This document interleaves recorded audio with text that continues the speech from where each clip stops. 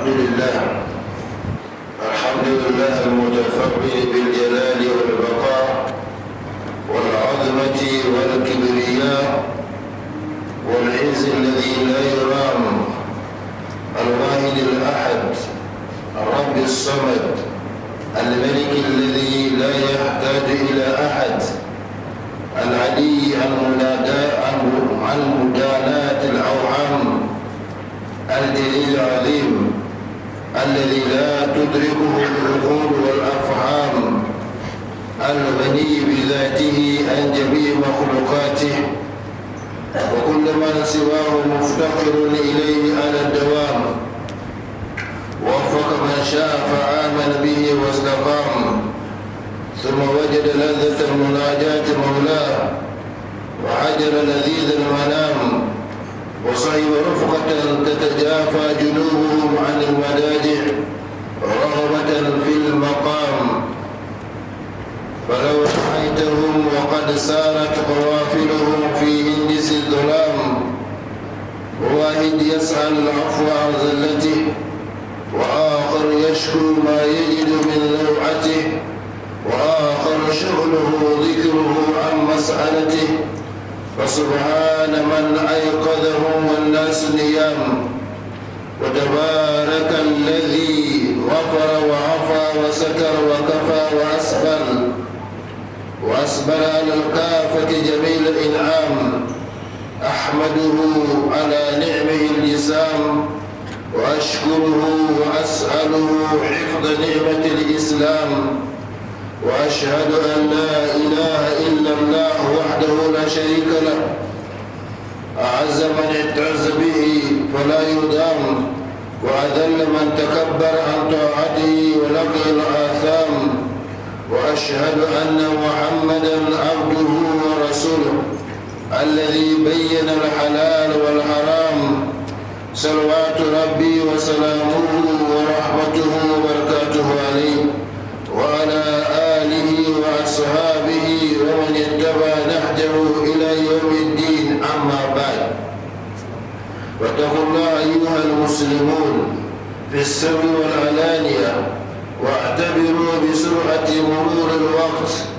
واستغلوه بما يرضي ربكم ويقربكم إليه زلفى. Chers frères et sœurs d'Islam, louange appartient à Allah l'unique qui jouit de la majesté, de l'éternité, de la grandeur, de la magnificence et de la puissance absolue. Il est l'unique Seigneur, l'indépendant vers lequel se tournent toutes les créatures pour leurs besoins, le maître qui n'a besoin de rien. Il est le très haut, il transcende les imaginations, les intelligences et les compréhensions ne peuvent pas les cerner. Il se passe de toutes les créatures, tandis qu'elles ne peuvent se passer de lui, même un seul instant. Il a conformé qui il veut avoir foi en lui, à être droit et à trouver la joie de l'adoration et la saveur de l'invocation, au point d'avoir abandonné les délices du sommeil pour tenir compagnie à ceux qui s'arrachent de leur lit pour invoquer leur Seigneur par crainte, espoir et par convoitise de la meilleure place de la vie future. Si tu pouvais les voir, alors que leur convoi s'enfonçait dans les ténèbres de la nuit, celui-ci demande pardon de ses fautes, celui-là se plaint de son angoisse, et cet autre occupé à faire les dhikr au détriment de l'invocation. Pureté Allah, qui les a réveillés à cette heure-là, alors que les hommes sont plongés dans le sommeil. Exalté soit Allah, qui pardonne les péchés, outrepasse les fautes, couvre les défauts, pourvoit aux besoins et comble toutes les créatures de ses bienfaits.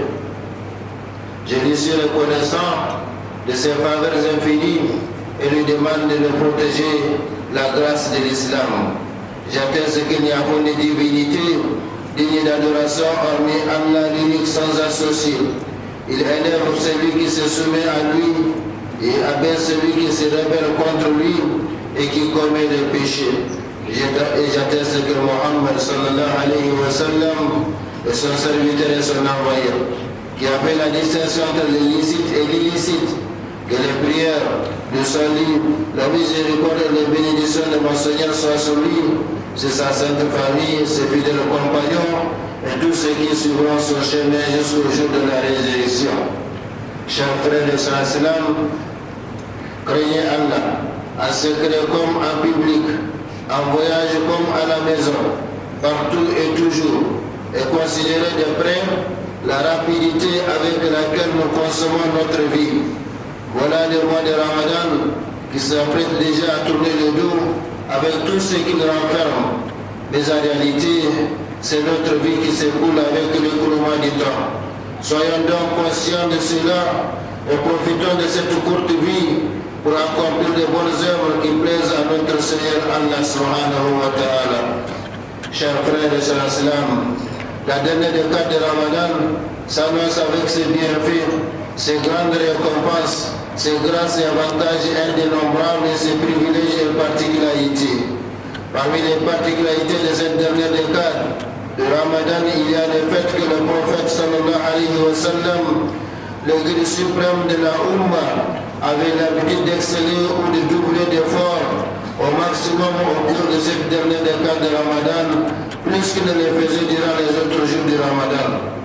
Quand la dernière décade vient, le prophète sallallahu alayhi wa sallam avait l'habitude de serrer sa ceinture, de veiller la nuit et de réveiller sa famille pour s'adonner ensemble aux différentes sortes d'adorations telles que la prière, la lecture du nombre Coran, les zikr, au rappel de l'âme, l'invocation.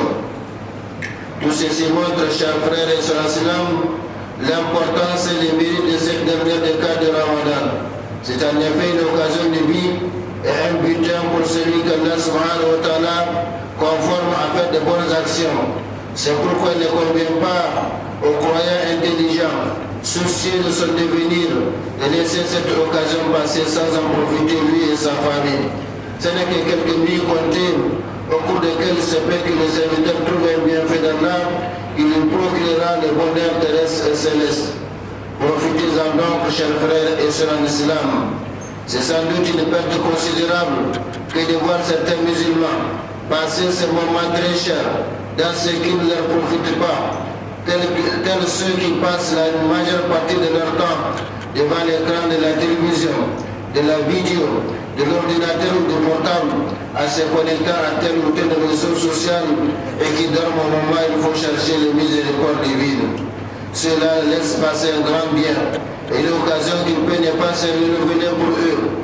Ceux-là, c'est Satan qui se joue d'eux, qui leur obstrue le chemin du bonheur et qui les égare du sentier d'Allah, car ils se sont soumis volontiers à lui. Allah subhanahu wa ta'ala ne fait dire Inna ibadi laysa laka alayhim sultan illa man ittaba'aka min al-ghawin.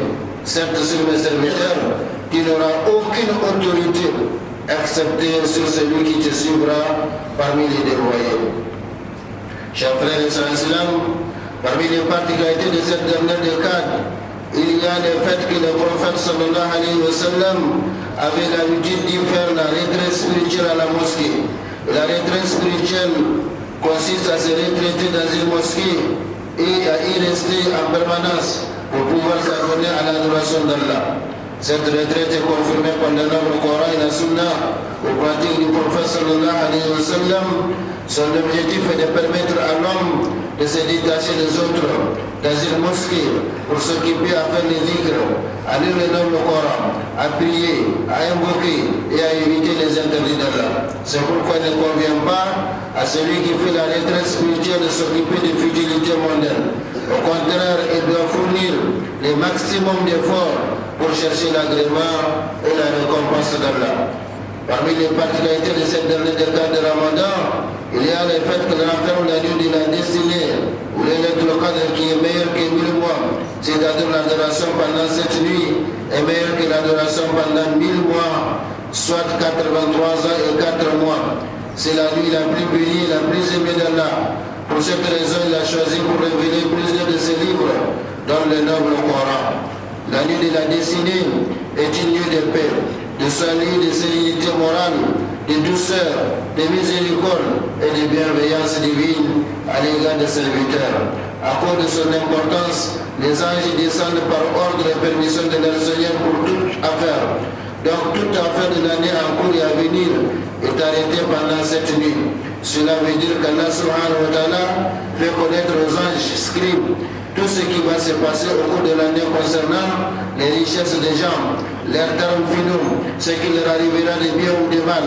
Bref, tous les ordres sagement décidés par Allah subhanahu wa ta'ala seront portés à la connaissance des anges durant cette nuit bénie pour qu'ils les exécutent au fur et à mesure que le temps passe.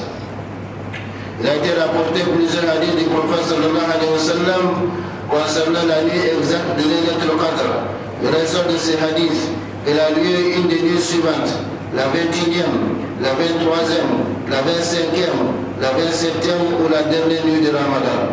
Cela est justifié par les récits de la mère de croyants Aïcha, radiallahu anha, l'épouse préférée du prophète sallallahu alayhi wa sallam. Il a gardé d'intègre les secrets et traditions prophétiques.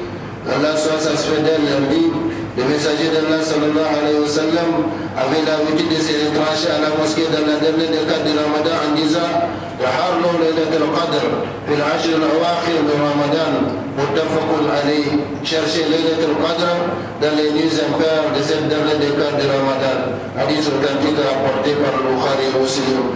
Barakallahu li wa lakum bil Qur'an al-Karim wa nafa'ana bima fihi min al-ayat wa dhikr al-hakim. أقول ما تسمعون وأستغفر الله لي ولكم ولسائر المسلمين في كل مكان ومن كل ذنب فاستغفروه وتوبوا إليه إنه هو التواب الرحيم.